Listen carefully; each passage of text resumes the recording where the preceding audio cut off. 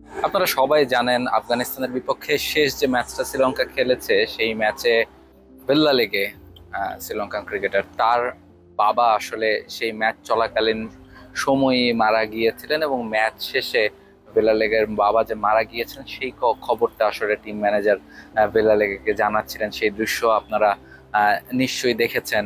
মানুষের জীবনে এর চেয়ে বড় হারানোর কিছু আর থাকতে পারে কিনা সেটা জানা নেই, বা এমন সময়ে তিনি খবরটা পেয়েছেন, তিনি দেশ থেকে দূরে একটা ম্যাচ খেলছিলেন দেশের হয়ে। ফলে সঠিক সময়ে বা তার বাবার মৃত্যুর পরপরই তাকে জানানোও যায়নি, ম্যাচ শেষ করেছেন তারপর তাকে জানানো হয়েছে যে তার বাবা আসলে মৃত্যুবরণ করেছেন। তারপর কিন্তু আপনারা সবাই জানেন যে তিনি কিন্তু শ্রীলঙ্কা চলে গিয়েছিলেন তার বাবার যে শেষ কাজ সেটাতে অংশগ্রহণ করার জন্য, এবং তিনি সেদিন রাতেই একেবারে মাঠ থেকে সরাসরি বিমানবন্দর চলে যান। সেখান থেকে তিনি তার দেশে ফিরে যান, তার বাসায় ফিরে যান, তার পরিবারকে সময় দেন, পরিবারের পাশে থাকেন।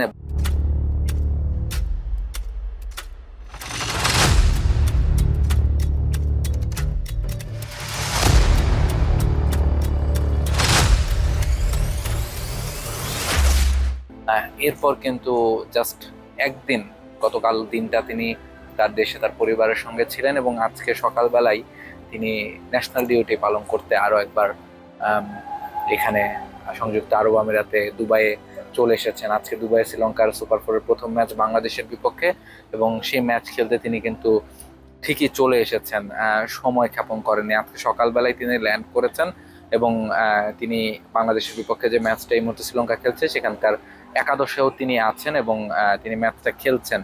এবং ম্যাচ শুরু হওয়ার আগে যথেষ্ট সম্মান বেল্লা লেগের বাবা কিন্তু এসএসসিও দিয়েছে। দুই দল যখন মাঠে নামার আগে যখন জাতীয় সঙ্গীত হয় তার ঠিক আগেই নীরবতা পালন করা হয়েছে। দুই দল একসাথে দাঁড়িয়ে নীরবতা পালন করেছে, পুরো স্টেডিয়াম নীরবতা পালন করেছে বেল্লা লেগের বাবার আত্মার শান্তি কামনায়, এবং এরপর জাতীয় সঙ্গীত হয়েছে। এবং বেল্লা লেগে সেই সময় যখন নীরবতাটা পালন করা হয় তখন সেই সময় তিনিও মাঠে ছিলেন।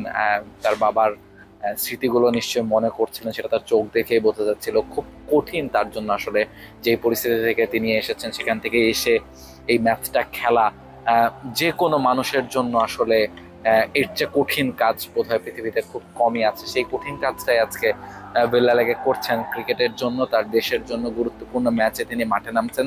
নিশ্চয়ই তার দল চাইবে তিনি শক্তিতে পরিণত করবেন এবং তার সেরাটা দিয়ে খেলবেন।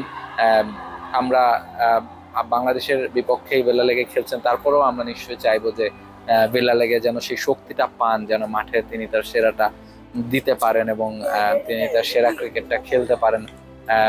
সবকিছু ভুলে তিনি যেহেতু তার দেশের হয়ে খেলার জন্য চলে এসেছেন, ফলে তিনি তার কাজটা যেন ঠিকঠাক করতে পারেন, এবং যে শোক তিনি এই মুহূর্তে বহন করছেন সেটা বহন করার মতো যথেষ্ট শক্তি যেন সৃষ্টিকর্তা তাকে প্রদান করেন। এছাড়া আসলে আমাদের আর কিছু বলার নেই, বা আমাদের আসলে কিছু করারও নেই।